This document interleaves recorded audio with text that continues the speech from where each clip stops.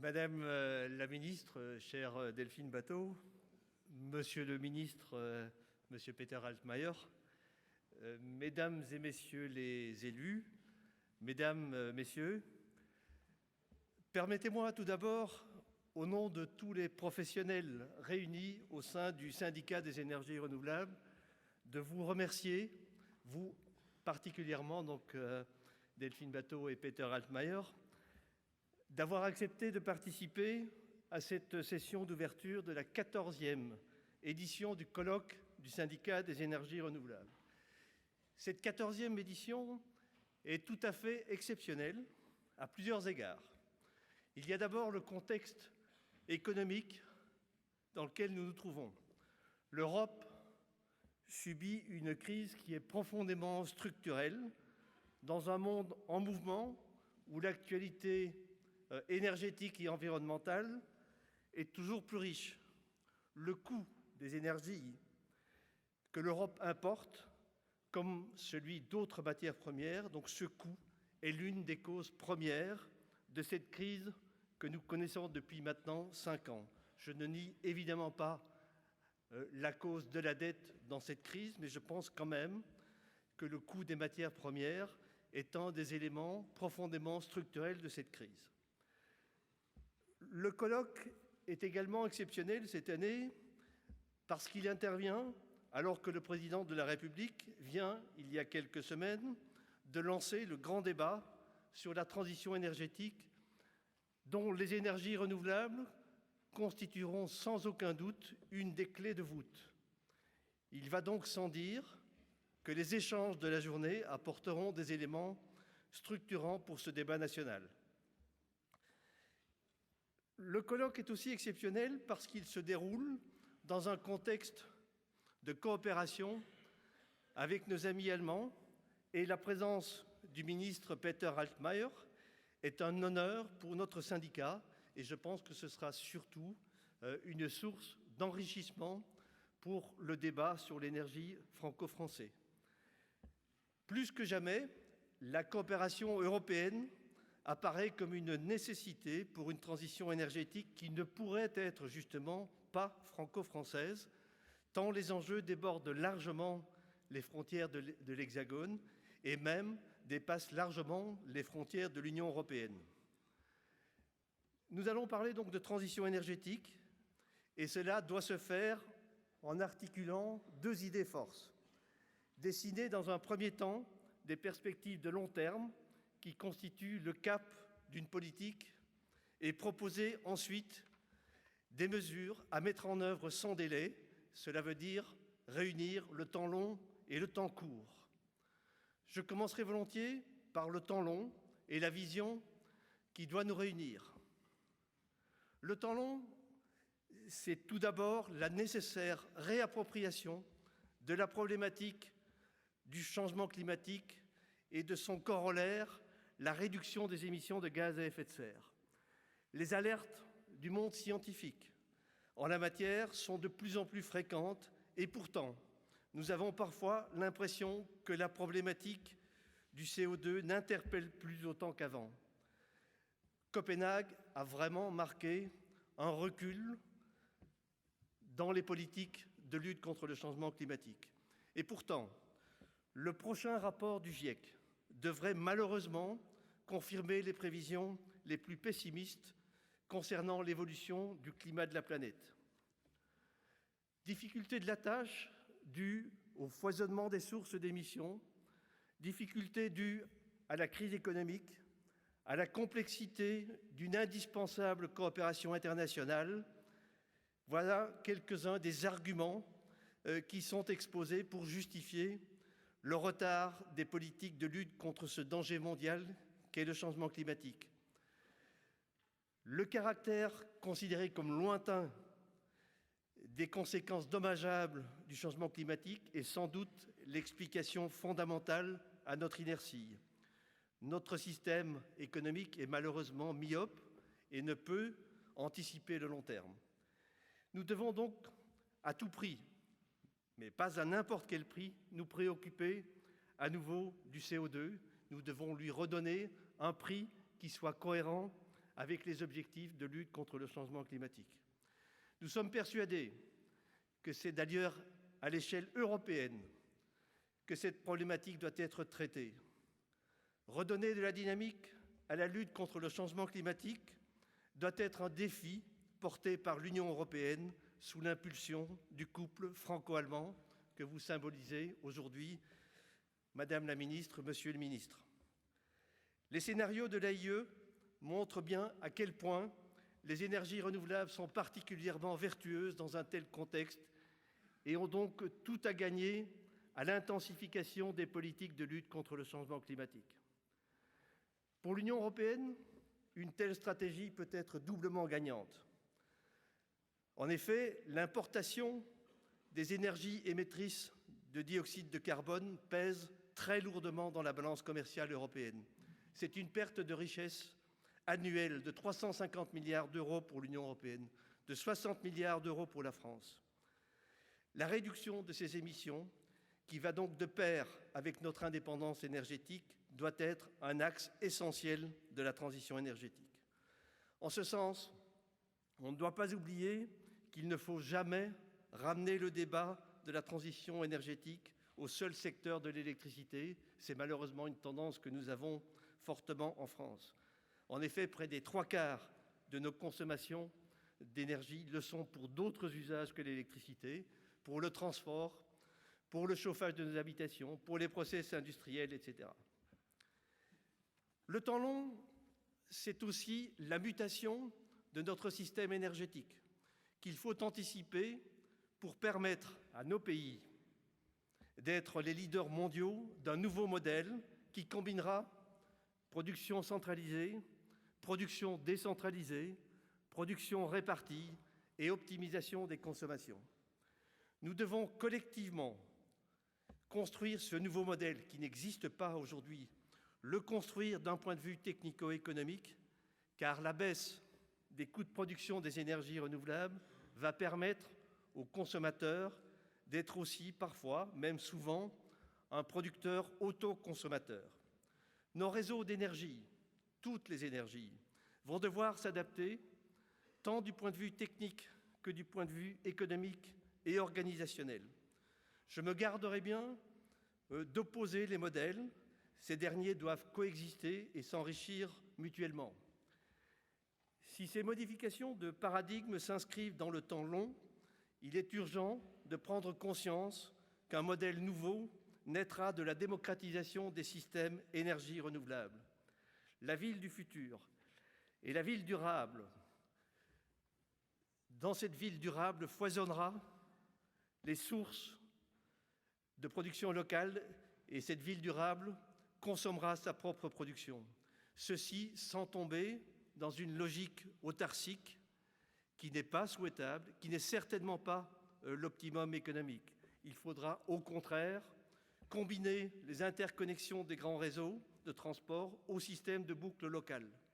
Il faut nous y préparer et je pense que la France et l'Allemagne peuvent ou doivent s'y préparer ensemble. L'organisation des territoires et l'organisation des systèmes énergétiques sont très différents dans nos deux pays et l'échange d'expériences ne peut être que très enrichissant. La première table ronde de cette matinée donc, sera consacrée à ce thème et elle sera donc animée par Éric Orsenna, donc, qui nous a fait l'honneur donc, de sa présence aujourd'hui. Vous pouvez vous demander pourquoi Éric Orsenna. L'explication, c'est que depuis 10 ans, Éric explore, étudie, analyse et décrit les grands courants qui agitent notre monde et les transforment. Vous avez tous lu ses écrits sur le papier, l'eau, etc. C'est un passionné de la mondialisation. Face au réchauffement climatique, quand la plupart d'entre nous nous inquiétons du coût des efforts pour lutter, lui pose la question du coût de l'absence de changement. Si nous ne transformons pas, en particulier, notre modèle énergétique. Tu nous invites, Éric, à repenser la croissance. Cette croissance, nous dis-tu, nous ne pourrons la soutenir qu'en sortant de l'inconscience qui est la nôtre, celle des enfants gâtés et gaspilleurs. Nous sommes désormais contraints à l'intelligence et obligé de faire preuve de plus de respect vis-à-vis de notre planète, nous rappelles-tu. Tu auras donc l'occasion, au cours de la première table ronde, de faire ressortir toutes ces idées. Mais tenir ce cap du temps long, pour tenir ce cap du temps long, nous devons de traiter les problématiques du temps court, car nos entreprises, et surtout nos petites et moyennes entreprises, nos ETI, ont besoin de ce marché national vital. Pour le syndicat des énergies renouvelables et ses adhérents, le débat sur la transition énergétique et ses conclusions doivent donc avant tout nourrir une loi de programmation à même de nous faire respecter nos engagements pour 2020. Il faut même d'ores et déjà enclencher durablement les mesures de redressement de nos filières. La proposition de loi de François Brottes et les mesures d'urgence pour le solaire sont un premier train de mesures nécessaires, mais pas suffisantes. Il faut être au rendez-vous du temps court pour permettre de penser au temps long d'une économie sans CO2, où la sécurité d'approvisionnement serait maximisée et où nos filières énergétiques reposeraient sur un tissu industriel national puissant et exportateur. Malheureusement, il faut bien constater que si rien ne change, la France ne respectera pas les objectifs de 2020. Nous nous sommes donné, dans le cadre de la directive européenne sur les énergies renouvelables de 2009, une cible de 23% d'énergie renouvelable dans notre mix énergétique, au lieu de 9% en 2005, l'année de référence. En valeur absolue, cela nous engage à produire 20 millions de tonnes équivalent pétrole d'énergie renouvelable supplémentaires d'ici 2020. La tendance actuelle nous conduirait entre 13 et 14 millions de tonnes équivalent pétrole supplémentaires, correspondant à 17 ou 18% d'énergie renouvelable. Et cela, même si une dynamique a été lancée, notamment dans certaines filières comme l'éolien offshore ou la valorisation thermique de la biomasse. Il est donc urgent de redresser la barre sans attendre une loi de programmation énergétique qui serait votée au mieux au printemps 2014. Il nous faut donc répondre aux questions suivantes. Comment reprendre le bon rythme en matière d'éolien terrestre? Comment doubler notre rythme? Comment respecter nos objectifs en matière de biomasse et de géothermie? Comment sortir le bois d'une forêt française si riche en ressources pour produire chaleur, électricité et peut-être bientôt biocarburants? Comment relancer la filière solaire photovoltaïque qui approche la compétitivité avec l'électricité acheminée par le réseau? Et je pense que l'Allemagne est un des grands responsables de cette approche de la compétitivité. Comment développer un volet industriel implanté sur le territoire national? Comment faire renaître une ambition sérieuse en matière d'énergie renouvelable dans les collectivités d'outre-mer?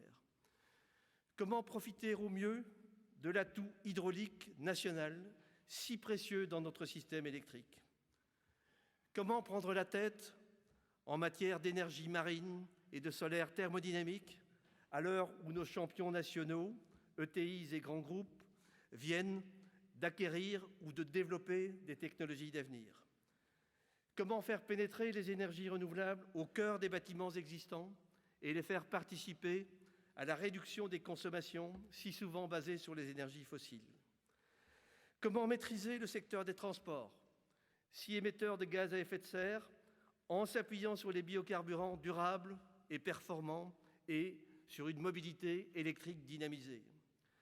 Je n'ai pas le temps, en ces quelques minutes, de répondre à toutes ces questions, mais les réponses existent et les représentants du syndicat des énergies renouvelables pourront, au cours de ce débat, vous donner des éléments plus précis sur l'ensemble de ces sujets. Je pense que nombre d'intervenants lors de ce colloque auront des pistes originales, des idées neuves pour faire progresser les débats. Mon message se situe au niveau des grands principes et c'est le suivant: vision, simplification, stabilisation, sécurisation, évaluation et pilotage. Il nous faut une vision partagée pour les énergies renouvelables en général.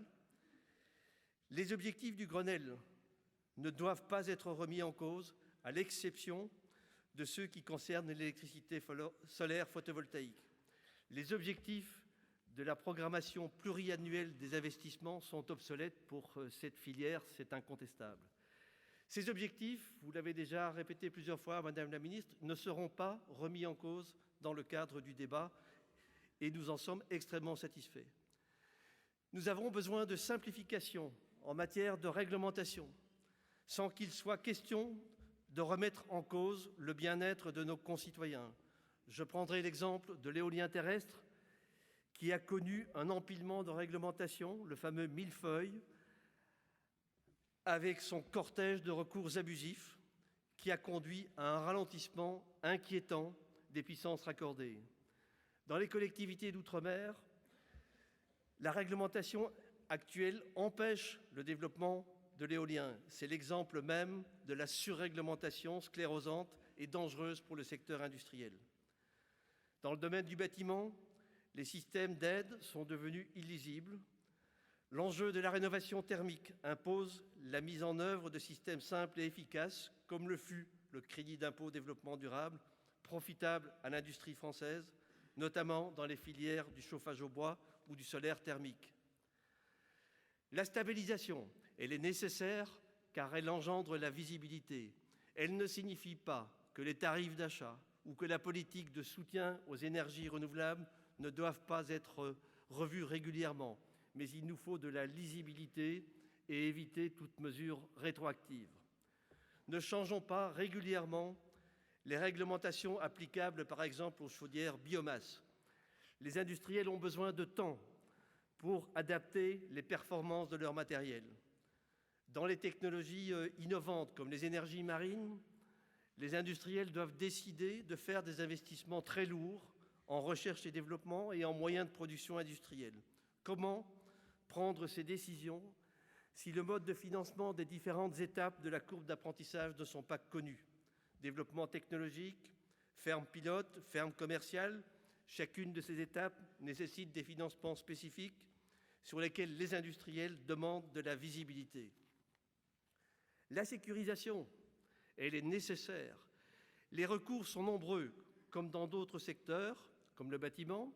Aussi faut-il moins de strates réglementaires qui constituent des opportunités de recours. Le système de soutien des énergies renouvelables électriques devra également, notamment, être sécurisé. Comment accepter qu'un collectif anti-éolien de quelques citoyens passéistes mette en péril autant d'emplois industriels dans notre pays? La politique de transition énergétique aura besoin d'évaluation technique, économique et sociale. Des points réguliers devront être réalisés pour mesurer si notre trajectoire converge avec la volonté politique. Le Grenelle de l'environnement avait prévu une évaluation en fin 2012. Sera-t-elle réalisée? Et si l'on fait de l'évaluation, c'est bien pour pouvoir faire du pilotage. Et sans vouloir faire preuve d'ingérence, je recommande un pilotage sérieux des dispositifs pour permettre à l'État d'être capable de réactivité. Une récente étude de l'ADEME évalue à plus de 20 milliards d'euros le chiffre d'affaires annuel lié aux énergies renouvelables. En face de ce niveau d'activité, en face de ces enjeux, il est indispensable de mettre des moyens humains crédibles et pérennes. Tout ce plan de développement conduira à générer des bénéfices, alors que d'aucuns ergotent quant à l'utilité d'un développement soutenu des énergies renouvelables. Ceux-là même qui crient au loup, hurlant au péril économique et social, ou fantasmant sur le rejet qu'inspireraient nos formes d'énergie auprès de nos concitoyens, je vais tenter ici de les rassurer. Portés par une volonté politique où le soutien à l'offre accompagnerait le soutien à la demande, nos formes d'énergie, outre leurs bénéfices intrinsèques environnementaux et la sécurité d'approvisionnement qu'elles garantissent, créeront des emplois de toute nature sur le territoire national. La dynamique est enclenchée et nous voyons même poindre désormais de belles perspectives à l'exportation, portées par un monde en mouvement dans lequel la crise économique n'est pas partout une fatalité. Mon voyage récent avec le président de la République et avec Delphine Batho à Abu Dhabi sur cet aspect fut particulièrement éloquent. Au syndicat des énergies renouvelables, nous recensons à travers nos annuaires les industriels des filières depuis des années. Le dernier exemple, le dernier annuaire concernant la filière hydraulique est paru aujourd'hui. Il nous faut consolider ces tissus constitués de PME, d'ETI et de grands groupes.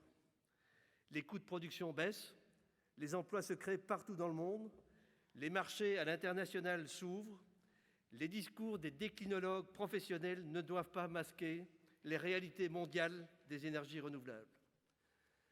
Quant à un éventuel rejet par les Français, l'avis des Français est dans le cadre du débat, cela compte. Nous l'avons mesuré, nous avons mesuré une tendance au mois de décembre avec l'Institut Ipsos, et force est de constater que nos concitoyens veulent le développement des énergies renouvelables, sans exclusive.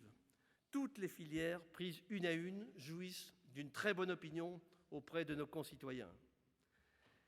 Ces concitoyens souhaitent, Madame la Ministre, que le gouvernement prenne à bras-le-corps le sujet de la politique énergétique. Dans cette perspective, vous pouvez compter, Madame la Ministre, sur notre participation et notre force de proposition pour nourrir ce grand débat national. Je vous remercie pour votre attention.